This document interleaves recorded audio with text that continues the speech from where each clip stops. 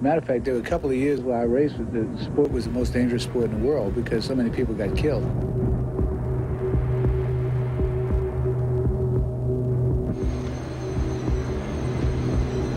Rush. Whoa!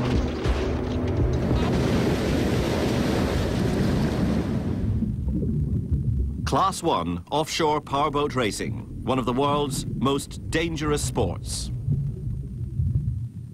When you race, there is a 1% chance you will die. There is no compromise.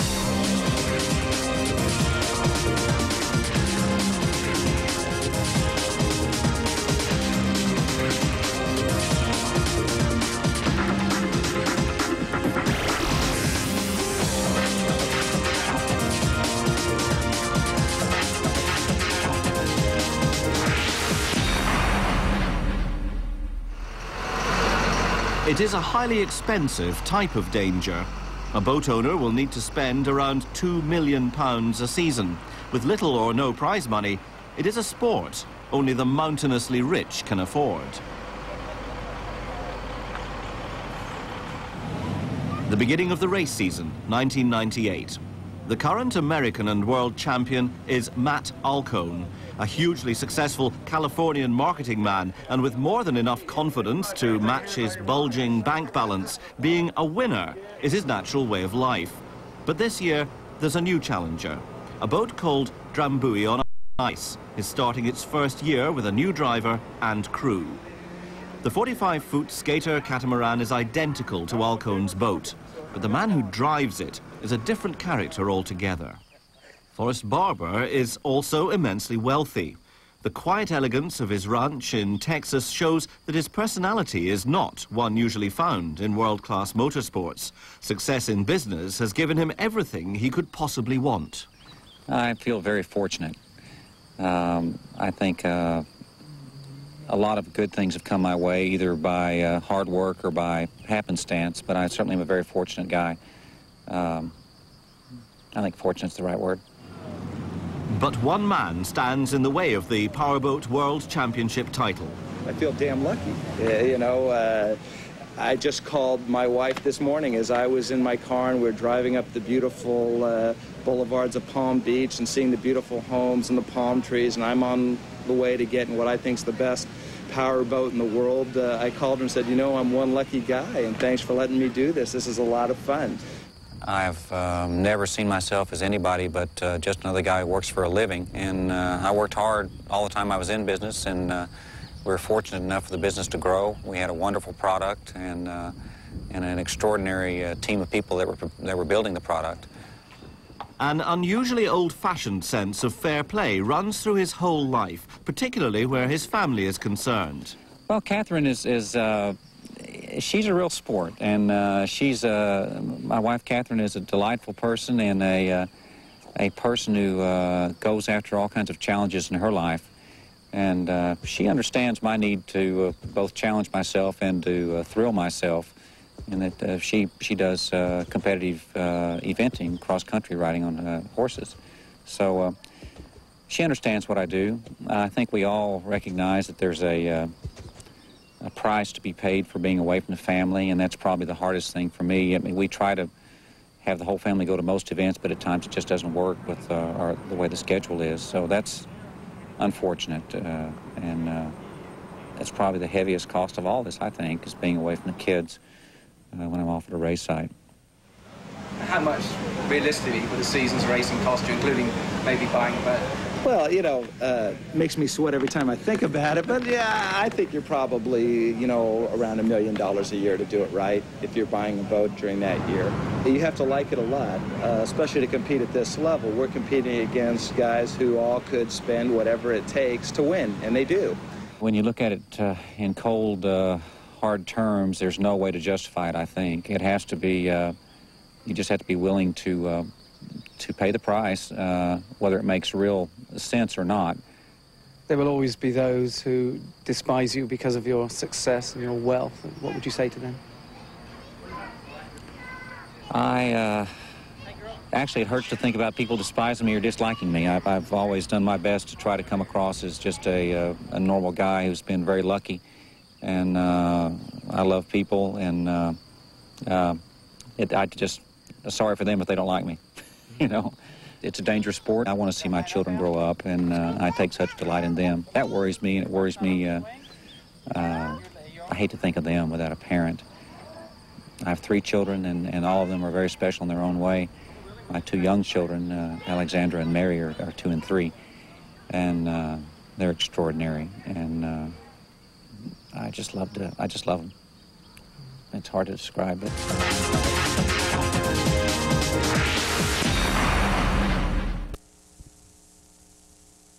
Prove itself in 8 national events. Ultimate title, the World Championship. From Toronto on Lake Ontario to Corpus Christi in the Deep South, he and the Drambuie on Ice Extreme team have a lot to achieve in the months before the World event. The most difficult part of my job as a driver is letting the boat run free. Minimum wheel input as we race the boat. Every time I turn the steering wheel, it slows the boat down. So what I need to do is choose the proper course and the fastest course, and avoid having to make mid-course corrections or change our direction as much as possible. You need to let the boat run free, and it's difficult to do at times when these boats they do run pretty loose, and you need to allow them to, you need to maintain control but allow them to have their head. So it's a kind of a balancing act, as all things are in this sport, it seems. But that's a tough part for us to do. There's nothing I've ever experienced that is so much a team game. You really, it's extraordinary, the communication and the feel that has to go on between the throttle man and myself, and it's quite an experience to do this, because you really are sharing. You're communicating at a very gut level with the gentleman that's beside you. You're also are putting your lives in each other's hands. So it's a team game and a communications sport that is. In a lot of ways, it's kind of uplifting, because you can have that kind of coordination with 2 people who trust each other enough to go out and do something like this, and hopefully you can excel together. So it really is a wonderful thing, I think. There's 5 boats. Any of them can win. You have Bobby Moore, who's always a threat. You have Joey, who's always a threat. You have Johnny Tomlinson, who's always a threat. So any of those guys can come up and beat us. And battle commenced off Fort Myers on the Gulf Coast of Florida.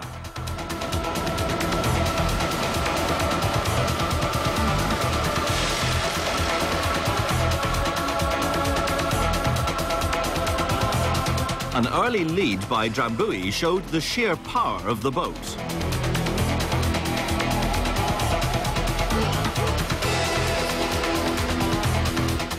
But Alcone's greater experience allowed him to find a way through to the winning line.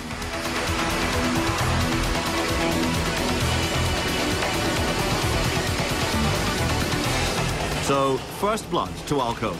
But 2 weeks later, Drambuie were back with a vengeance. At Corpus Christi, Forrest Barber and throttleman John Tomlinson announced their arrival as the competition to be feared.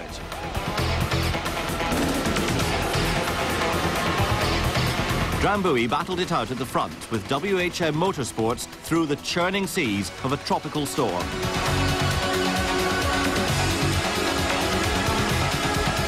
For some competitors, these real offshore conditions proved too much to handle. For Drambuie, it gave an early opportunity to show the rest of the pack just what they were capable of.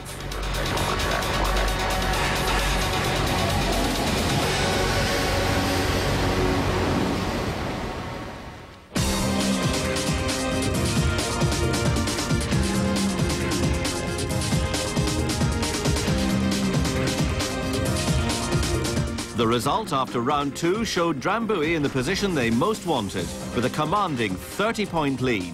But the World Championships were still 5 months away.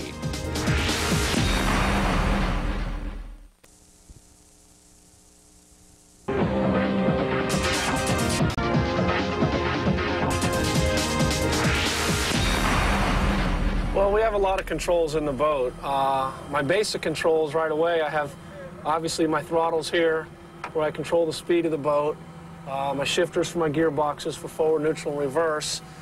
And then over here for my left hand, I have basically my accessory switch panel to start the engines, run my fuel pumps, run my bilge pumps, my high pressure pumps, so I can reach everything while I'm strapped in the harness. Over here, my trim. I have all my trim systems over here where I can hold on here, I'm strapped in, I don't have to move, where I can run my drives, my indicators tell me where the drives are, my trim tabs for the back of the boat, the flaps, my indicators tell me where I can place those, where those are, and then I have my wing flap that comes out the back of the tunnel that I can adjust and try and slow down or create lift with the boat by using the wing, and we're kind of experimenting with that right now to find an effectiveness with that on the boat. But as far as all my instrumentation goes, it's all real close together. We have a tight dash because we got a small compartment here, but I have my tachometers for my engine RPM. I have water pressure gauges that monitor the water coming in the engines, the water coming out of the engines to maintain that we have proper water pressure. Then obviously my water temperature gauges for my engine temperatures, my fuel pressures. I have warning lights for if we get into a situation where we have high water temper or low oil pressure during a race. It's pretty hard to monitor that stuff the entire time during the race. So we have indicator lights that can flash and give me a warning if we have a fault going on there. And I also have a ballast control system in this boat where I can literally pull this valve right here and I can take water that's coming in the boat for the engines and feed a water tank up in the front of the boat. And I actually have gauges on my water tanks. I have 2 of them. And I actually have gauges to indicate the amount of water in the boat so I can adjust the balance that way. And when the sea conditions are rough, you're paying attention so much on the water in front of you and setting the boat up really by the seat of your pants and feel. You will glance down just to get a baseline to see if everything's okay, but you won't really stay glued to everything as you will with a new set of engines or a test session where you're just really running the boat out and really trying to monitor everything. And the engine builders can also download the data from the engine and basically put on the computer screen everything that I'm seeing here, and they can let me know if I've missed anything or if something's not telling me here, what their data's telling them on the engines also. Built from balsa wood and fiberglass, the boats handle enough energy to power a plane to 1,000 miles an hour. They travel as fast as a jet at takeoff without taking off. The first thing we try to achieve is a balanced boat, meaning we try to balance the boat for a variety of conditions, rough water and calm water conditions. Obviously, you can see by the hull form, we rely on 2 sponsons connected by what we call a tunnel between that provides lift to the hull. Now, we have to achieve a perfect balance between lift and drag. If we have too much lift, we can't keep the boat on the water, and if we don't have enough lift, we have too much sponson drag, and the boat doesn't go quickly enough. It's not a wing like a lot of people think this is a wing design. It's more a ground effects vehicle, meaning we're compressing air beneath the boat to give it the lift. Try to make the comparison with a monohull and a catamaran. If you've watched a monohull run in the water, you've noticed it appears to have very little wetted surface area, which is true. The difference is the monohull displaces a small area of water, which it pushes through. A catamaran will actually have a bigger footprint on the water, but it's just touching the surface of the water. And that actually provides less drag to the catamaran than the monohull. In certain conditions, obviously, rougher conditions, more of the hull will be in contact with the water. And in certain very calm conditions, you'll find situations where the hull appears to be totally out of the water, and all you see is a light mist coming out of the back of the boat. These boats are going as fast as 747s on takeoff, but they don't take off. The heart of the boat is the 2-man crew inside, driver and throttleman, the professional who maintains the boat. For 5 years, Jerry Gilbreth has been with Alcone. This year is the first for John Tomlinson with Drambuie. It takes some time. Teams that have really gelled, such as the Alcone Motorsports team, those are guys that have been together for going on 5 years now, and that's a big, big advantage. It's natural to me now. I don't have to think about it. It's instinctive. I feel a part of the boat, and to a person that's never ridden in a boat like this, I would think it'd be quite thrilling. Once we get a few races under our belt, though, then you just start getting more and more comfortable and more acclimated to each other, and then you know the boat. So I don't anticipate any problems. I just think it'll take a couple of races. But to come out with a brand new package just before the season starts, it's going to be tough. We're going to have a learning curve with the boat, I believe, but towards the end of the year, we should come together with it, and I expect to have a boat capable of winning races.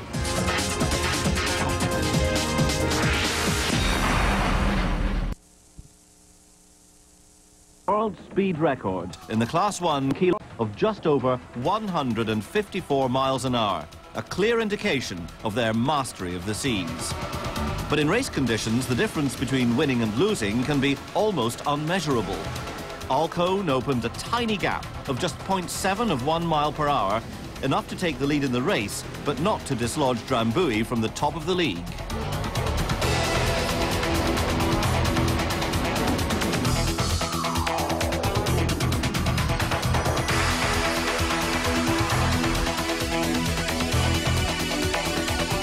The roadshow moved north to Chesapeake Bay.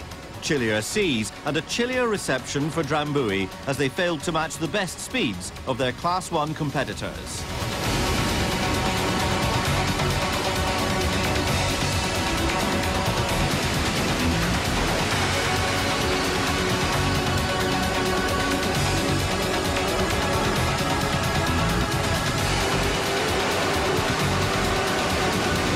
Forrest Barber was now forcing the boat harder and harder.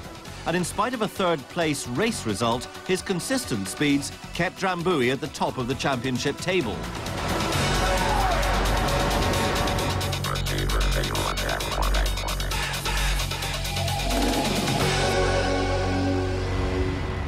The powerhouse in the Drambuie boat is as dramatic and revolutionary as its hull.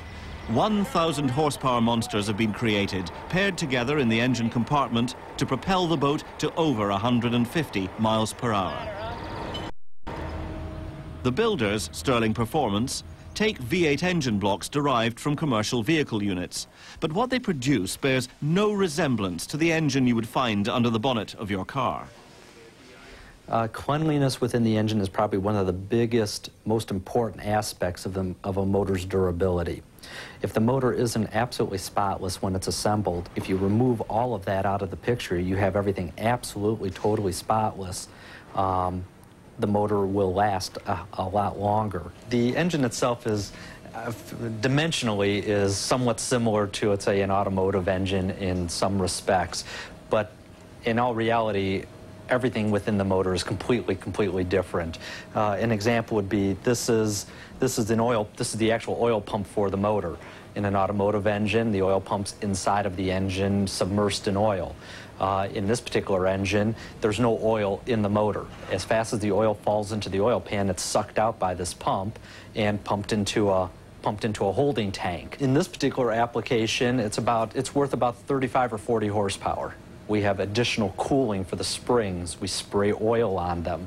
A normal automotive engine doesn't have anything like that. The job of an engine builder is to build the most amount of horsepower and the most amount of reliability within those rules. So basically, in our particular application, you have a race that's an hour and a half long.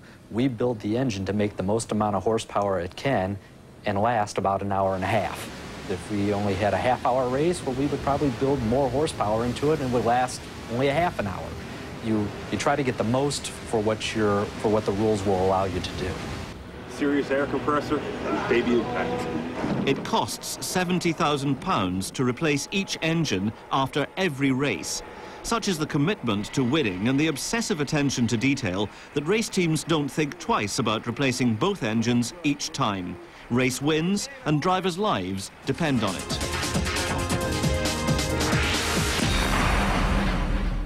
The search for the elusive extra mile team up early. And when they return, there are smiles all round. I got it. Boris, it's been an early start for you this morning. Did you find what you were looking for? I think we did. We had tested several different props with the new gear ratio that we're running, and both seems to be working real well. Without giving too much away, what did you find?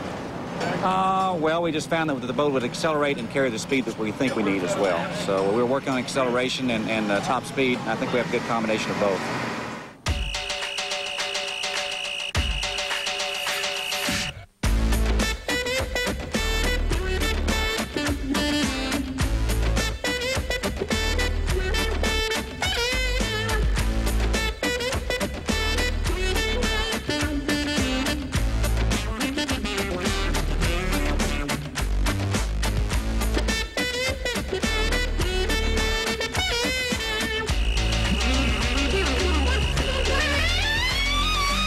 It's strategic planning for every race, plus hoping to win every race. But yeah, 3 points out of 400 and some odd is not a great advantage. Mucho fast. As the carefully chosen propellers are brought out and attached, the sense of tension amongst this good-natured crew grows by the minute. As you can tell, I'm quite nervous. There's a lot of things, you know, a lot of things on the line right now. West Palm Beach proves to be a tough fight between the by now battle-hardened titans who dominate Class 1 powerboating. The edge one holds over the other is minute, and it changes each lap, but eventually proves decisive.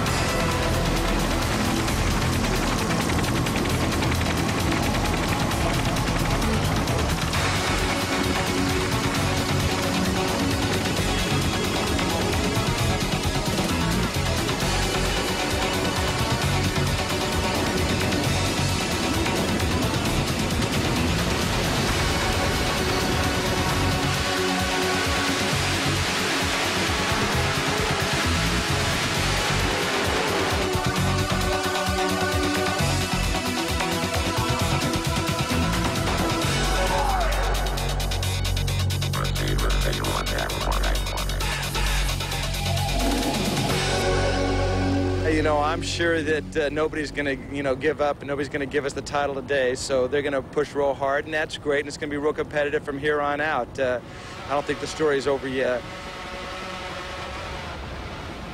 In the first 5 rounds of the National Series, average speeds have risen from 88 to 120 miles an hour.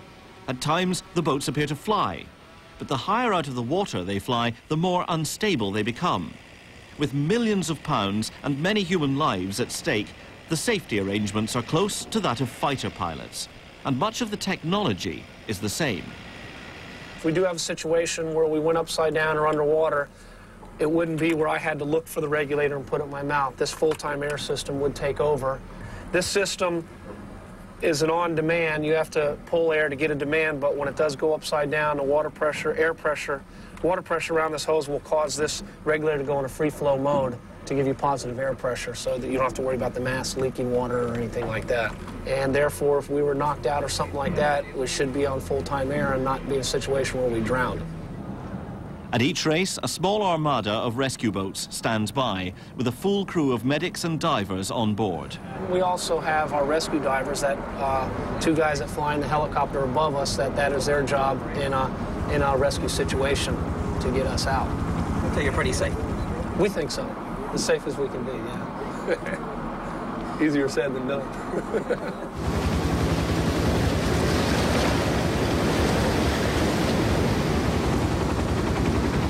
In any race, there is a 7% chance of a serious accident like this. It is the job of the safety network to get to the boat within seconds. Minutes may be too late. But the drivers and throttlemen have to fight for their lives and are trained to do so in these dunk tests.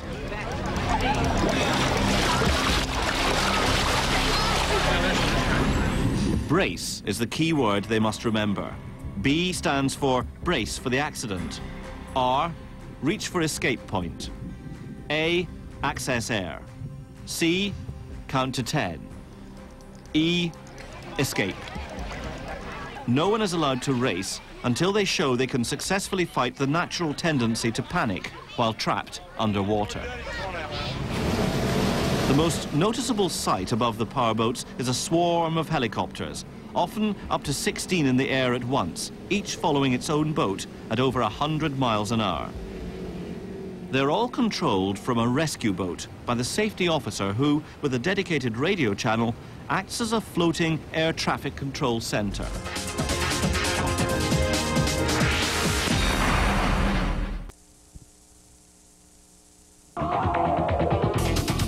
7 of the American National Series at St. Petersburg.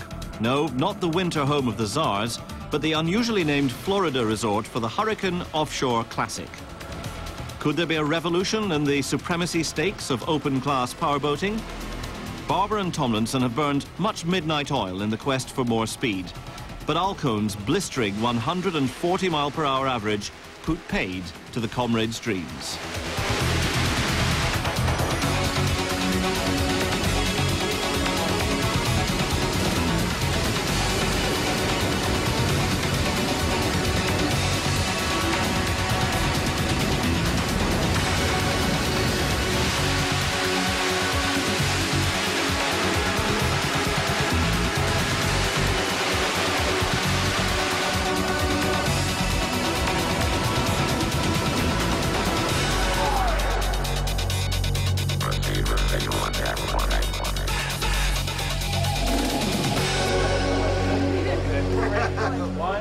The boats are equal in so many ways. The hulls, the engines are the same, but the difference may lie in the propeller technology. There's so many different variations that you can do to propeller.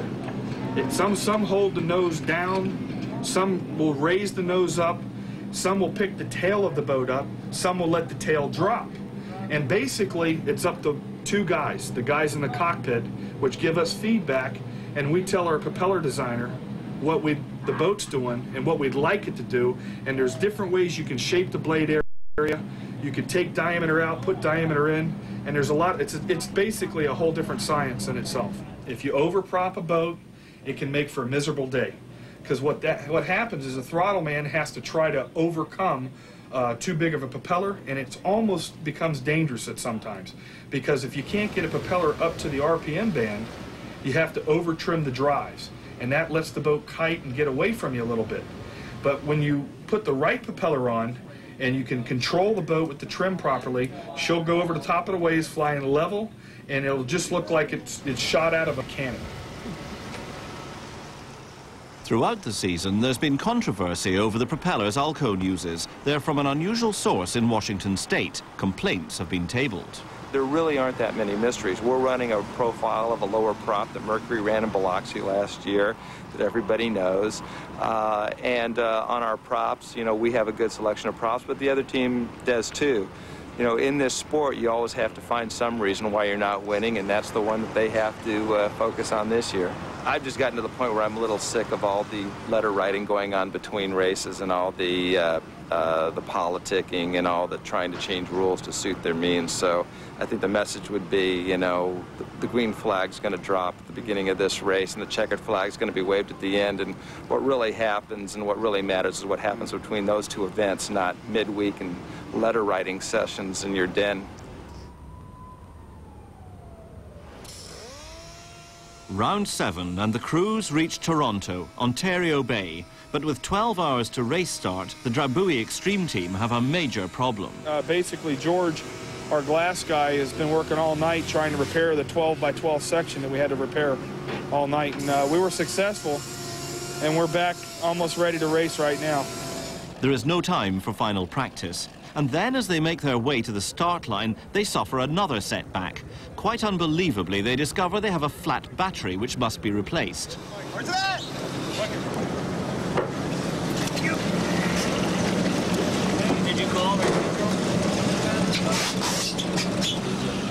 4 minutes to race start.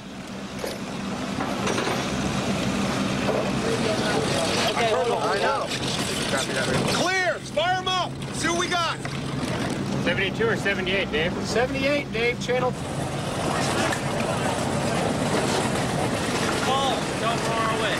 Gotta keep us on our toes, man.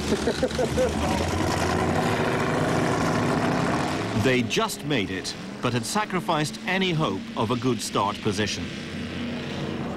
It was ironic that the most crucial round in the American Powerboat National Series took place out of the United States in Canada. Alcone was on the inside track in pole position in the championship, and he intended it to stay that way.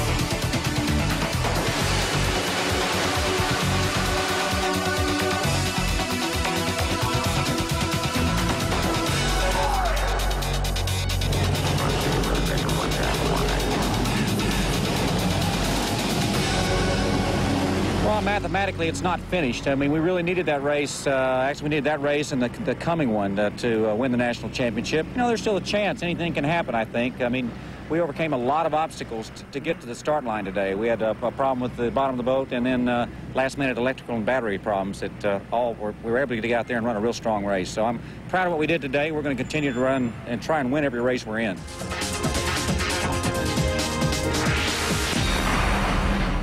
Dave Norton started racing probably before he was born. His van has more than 500,000 miles on the clock.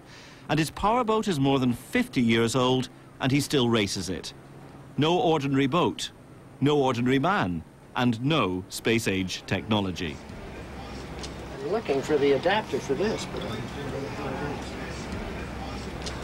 okay, wait a minute. It's inside. All is saved. I can remember seeing boats race when I was just a kid, never in the world ever thinking that I was going to be able to go boat racing. You know, it was a dream then, you know. So. But I saw this boat race here at the exhibition here in Toronto before I got it, and again, never thinking of getting it, and managed to get it a couple of years after that. You know. Racing. I tried car racing. I did hill climbs with cars, motorcycle racing on a flat track like a, you know, not a dirt track, an airport course. And then a chap loaned me, or let me take his hydroplane out. And the feel of that hydroplane going back and forth I had me hooked right then and there. And that was nearly 50 years ago, and I'm still racing. So. Didn't it ever occur to you it was dangerous? Actually, in those days, the idea, in case of an accident, is get away from the boat. Push yourself away. Somehow get away from the boat, because most of the injuries were the boat coming down on you, see? And I must say that when they went to the capsules that you now have, and you're strapped in, I've not been very happy since then, because of all, you know, you can't see, you've got to use mirrors, and if you can picture the water going, you can't see anything in the mirror at all, where you could crank around and look behind in these days, you know what I mean? But it's safer. It's like seat belts. I'm sure seat belts kill some people by trapping the people in the car if it's burning or something. But the odds are that you're better, and I'm sure the odds are better if you're in a capsule. If the water gets really rough, you know it, because you take quite a pounding. Particularly when you weren't strapped in, you're bouncing up and down. The idea after this one was to get a seat that holds you so tight that you couldn't bounce off, because if you can control your throttle foot, and you're not coming up it off the time, it's a big advantage, you see. And, but we got one time so tight that you could feel your innards, all your interior organs going up and down in a rough day. So there are limits to doing it. But nowadays you're strapped in, kind of semi-reclining in the boat, you know, to get you down. I'm not fully used to that yet, thank you. If you don't mind me asking you, how old are you? 71. And still going strong? Still going strong, it says here. This has kept me young, you know what I mean? Really has. The big thing about boat racing is the camaraderie between you and the other drivers. There's no money in it to speak of, not in the classes I run in. But because of that, nobody's going to drive over top of you for the pittance in prize money that you get. So you wouldn't have changed anything if you had all that time again? Would it still be with boats? Still be with boats, yeah. South Padre Island, the final round. But while Matt had called the shots for much of the season, it was George who had the final say. Overnight, the storm surge from Hurricane George has come in here, and at 7 o'clock this morning, the waves were 4 to 6 feet on the beach. Right now, they're 8 to 10, and there's some even higher than that. So it's in the interest of safety that we must cancel the race. That put Drambuie second, a remarkable achievement in their first year of Class 1 racing, and the decision was made now for the World Championships. No, it's not over yet. We have the Worlds to win in Biloxi, so we're going to keep working hard. We want to beat them. We want to beat the Alcone boat when we have an opportunity, and I expect they'll be there and they'll race hard. From here on out, I think what we want to do is go in and put in a good, consistent performance in the World Championships and see, you know, what we can do in Biloxi, and hopefully we can make the boat run that well. And then at the end of the World Championships, look and see what these guys are going to try to do to catch us next year. As Matt Alcone celebrated, he knew only Forrest Barber had come anywhere near him. He had every reason to believe that in Biloxi, Mississippi, the World Championship title would be his for the taking.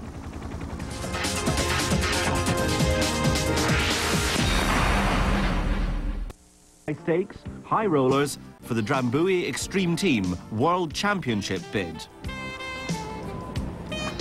The night before the race, as the other teams sleep, the only activity in the Coliseum car park pit area is around the Drambuie boat. Next morning, the shrimp boats find alien craft and unusual behavior on shore. Can you see by the dawn's early light what so proudly we hailed at the twilight's last? It's very intense. Sometimes it's very frightening, but it's always after the event is over or during it, you take a lot of pride in the good things that you've done and look at what you could do better.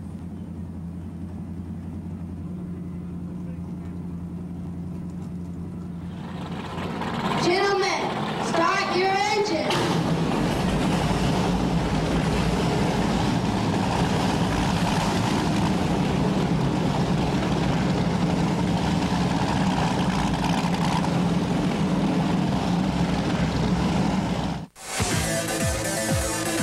And the first race in the World Championships began with a dream start for Drambuie on ice.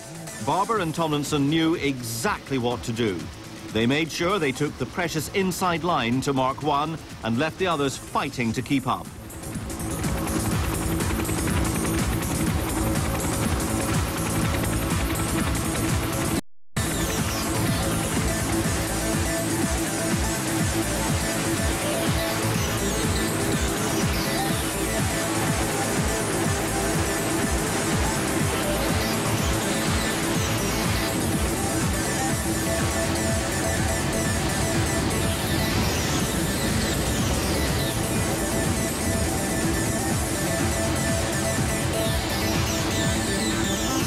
A convincing win set the standards for the final race.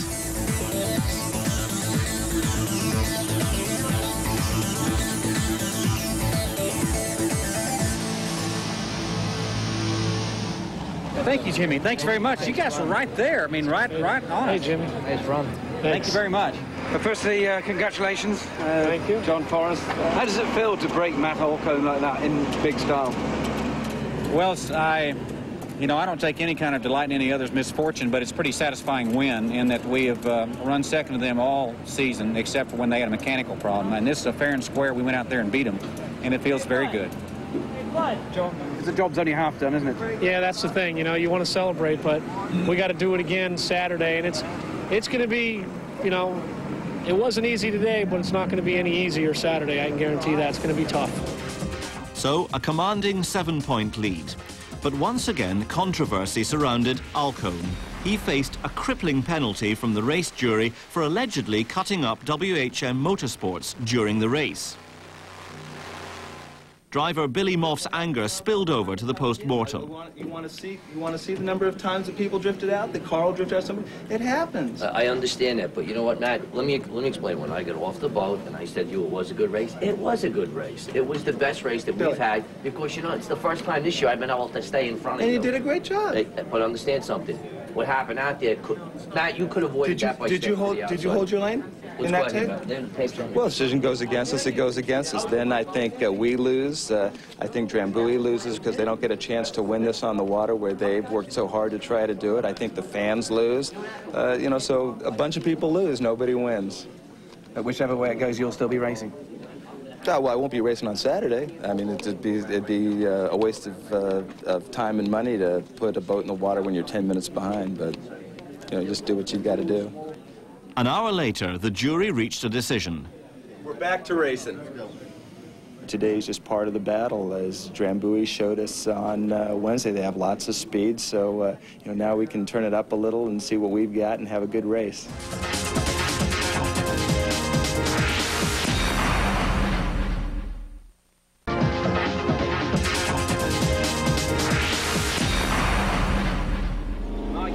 It's 4 hours to race time. You've got a problem. Can you tell us about that? Yeah, going over the boat this morning, we've noticed that one of our new headers has got a crack developed in it.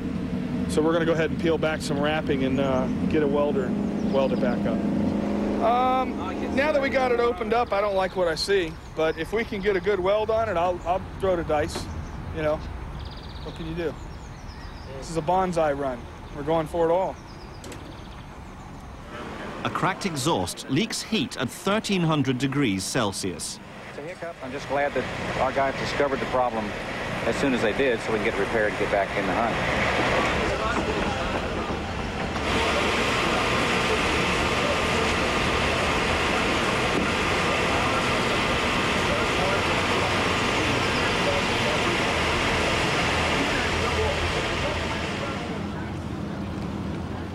Things were looking much brighter for Alcone.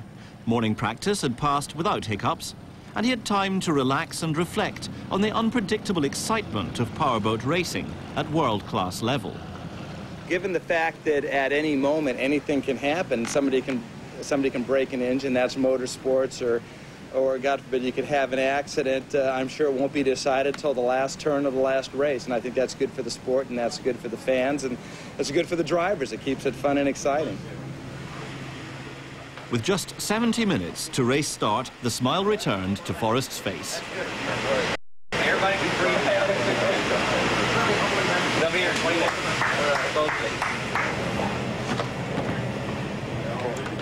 The newly welded exhaust was finished and fitted just in time.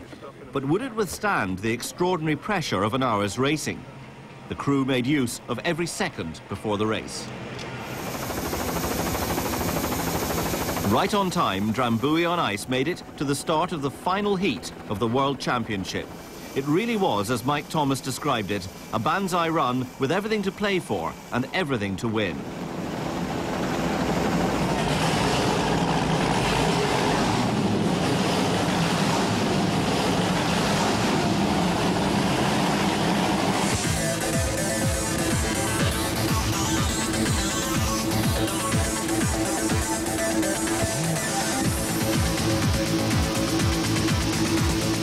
Once again, Forrest Barber beats the pack to the inside track, heading for the crucial position into the first turn.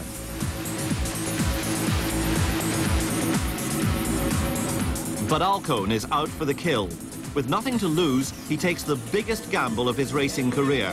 And the Drambuie team watching from the shore see him speeding up from the back of the fleet to take the start flag flat out. Halfway to the first mark, he forces Barber and Tomlinson to give him room on the inside. If he can make the first turn, he'll achieve an unbeatable lead. Then, an incomprehensible lapse of judgment. Disaster for Alcone. We do have an inside turn number one. I think it's Alcone. Alcone went over.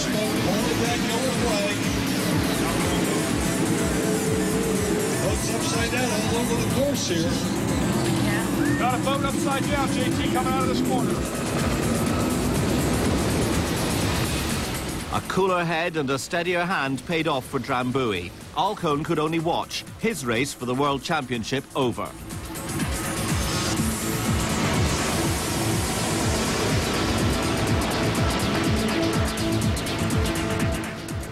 But for the pit crew, the worry now was, would the repaired exhaust hold out? Oh, yeah. We got a large piece, my friend, large place and modified.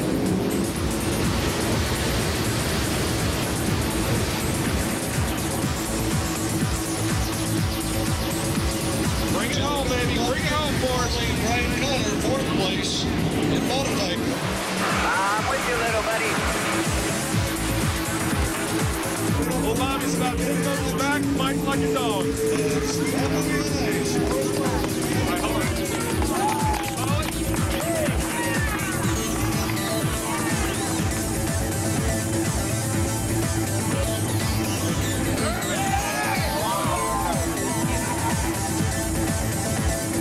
Copy that, JT. They did it unbelievably in their first season. Forrest Barber and John Tomlinson lifted the world title. But they did it on merit, by applying the pressure when it mattered.